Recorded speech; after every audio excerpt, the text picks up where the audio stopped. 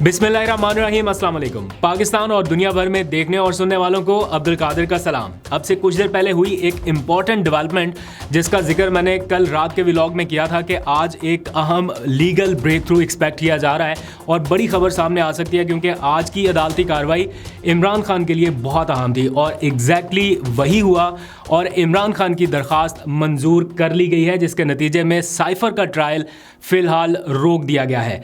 वो ट्रायल रोका गया है जिसमें धड़ाधड़ अडयाला जेल के चक्कर लगाए जा रहे थे और एक्सपेक्ट किया जा रहा था कि तोशाखाना की तर्ज पर जल्द अज जल्द यानी इलेक्शन से पहले पहले इमरान खान को सज़ा दिए जाने की एक तरह से बातचीत हो रही थी। कहीं मार्केट में ख़बरें गर्दिश कर रही थी कि उन्हें तोशाखाना की तर्ज पर सज़ा दिए जाने का इम्कान है साइफर ट्रायल में, और उनके वकला हर तरफ भाग दौड़ कर रहे थे और फाइनली इस्लामाबाद हाई कोर्ट से अब से कुछ देर पहले उन्हें ये लीगल ब्रेक थ्रू मिला और ये ट्रायल रोक दिया गया है। और साथ ही अडयाला जेल के मजाज अफसर को इस्लामाबाद हाई कोर्ट ने तलब कर लिया है। किस केस में, वो एक डिफरेंट केस है, उसमें भी आज इमरान खान के वकला ने लीगल फाइट की है और वो भी एक ब्रेक थ्रू एक्सपेक्ट किया जा रहा है। आने वाले दिनों में आपको पता चलेगा, उसकी तफसील कुछ ही देर में आपको बताता हूँ। लेकिन पहले ये साइफर ट्रायल रोके जाने और अब इसके बाद होना क्या है उसके ऊपर थोड़ी सी बात कर लेते हैं। आज जब अदालती कार्रवाई शुरू हुई तो इस्लामाबाद हाई कोर्ट से ये ऑर्डर आया तो बहुत सारे लोग सरप्राइज़ हैं कि इस्लामाबाद हाई कोर्ट से इमरान खान को बहुत लंबे अरसे बाद रिलीफ मिला। तो ये रिलीफ उन्हीं जज साहब ने दिया है जिन्होंने कुछ अर्सा पहले ये ट्रायल जो है इसको कुछ टाइम के लिए रोका था। बाद में उन्होंने मशरूत इजाज़त दे दी थी कि ओपन ट्रायल किया जाए। ये जेल ट्रायल जो है इसको उन्होंने एक तरह से कालादम करार दे दिया था और सारी कार्रवाई नए सिरे से शुरू करने का कहा था। तो जस्टिस मियां गुल हसन औरंगज़ेब ने इसकी समाअत शुरू की थी कुछ दिनों पहले। बड़ी दिलचस्प स्टोरी है, मैं ज़्यादा टाइम नहीं लूँगा लेकिन क्विकली आपको बताता हूँ 3-4-5 लाइनों में कि एग्जैक्टली आज अदालत में हुआ क्या।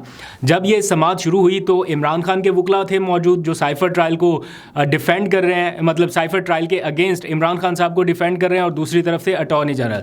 तो जब जज साहब ने सवालात करने शुरू किए तो उन्होंने कहा कि हम ओपन ट्रायल में फ़र्क वाजे कर चुके थे अपनी पिछली समाअत में, क्योंकि पिछला जब उन्होंने केस टेकअप किया था इमरान खान का, एक बार पहले भी वो साइफर ट्रायल को रोक चुके हैं। तो उन्होंने कहा हमने तो आपको पहले बता दिया था कि ओपन ट्रायल में क्या फ़र्क है, और ये नहीं हो सकता कि तुम आ जाओ ओपन ट्रायल में बैठ जाओ, तुम आ जाओ पिक एंड चूज़ करके चंद लोगों को बिठा के आप कह दें कि ओपन ट्रायल हो गया। तो इस तरह से ओपन ट्रायल नहीं होना, हम ये पहले आपको बता चुके थे। फिर अटॉर्नी जनरल जो इस साइफर ट्रायल में हुकूमती वकील है वो कहते हैं कि जनाब मीडिया को इजाज़त है, जो चाहे वो आ सकता है, हम तो किसी को नहीं रोकते, जिसने जाना है वो चला जाए, ओपन ट्रायल है।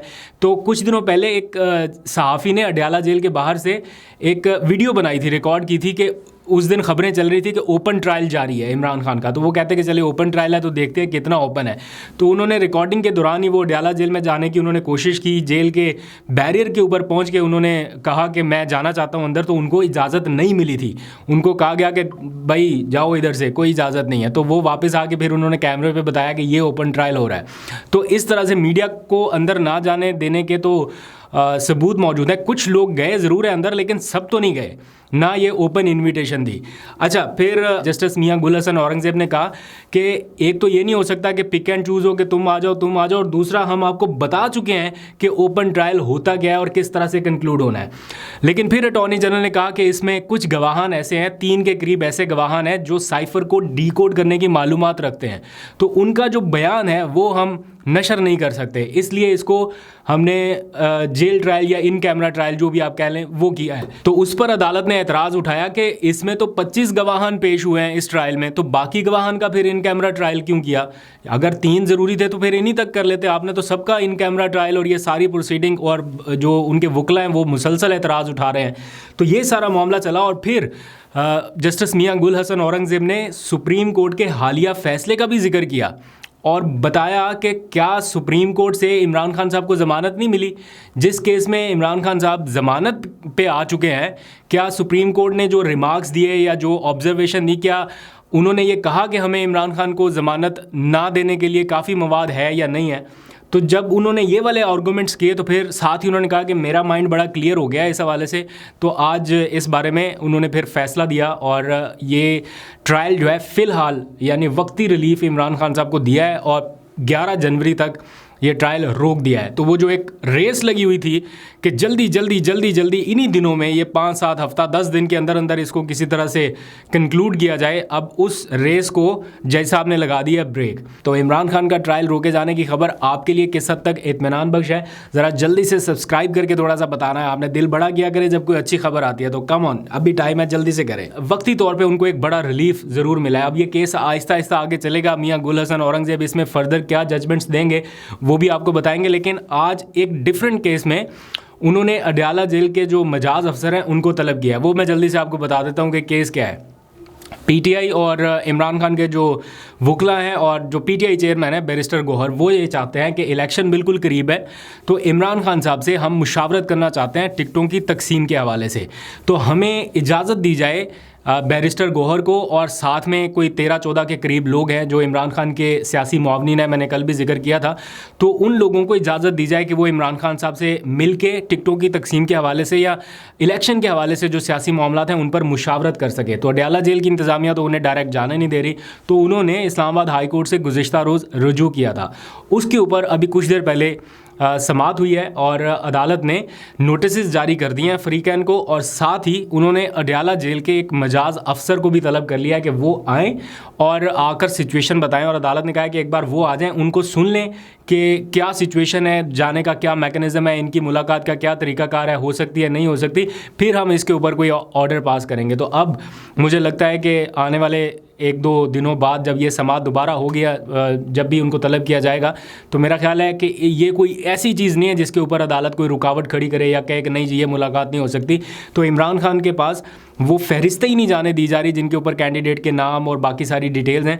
तो मेरा ख्याल है अदालत अगर अप्रोप्रिएट ऑर्डर जारी कर दे तो ये मुलाकात हो सकती है और इमरान खान ख़ुद भी डायरेक्ट कर सकते हैं अपने लोगों के थ्रू कि किसको टिकट देना है किसको नहीं देना। एक बार वो गो थ्रू कर ले तो बेहतर डिसीजन कर सकेंगे।